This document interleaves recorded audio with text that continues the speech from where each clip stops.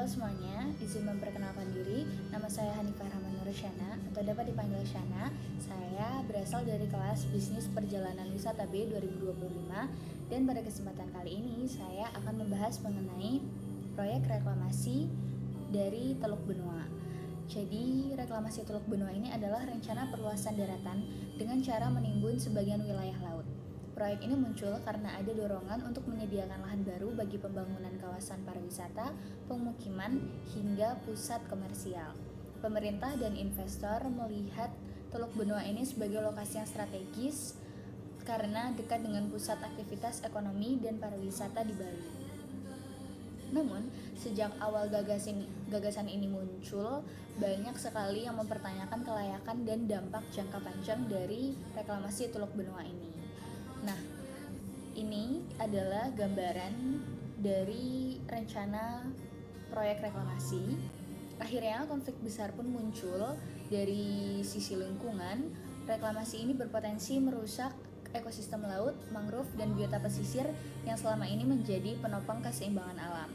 Lalu, dari sisi sosial budaya, masyarakat Bali ini menolak keras karena laut itu bukan sekadar tempat untuk ruang ekonomi saja, tetapi ruang sakral yang berkaitan dengan adat dan tradisi.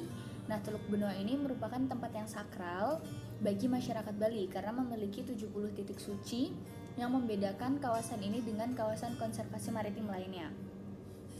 Nah, puluhan titik suci itu terdiri dari 31 pura yang terletak di darat dan pesisir teluk serta kawasan hutan bakau.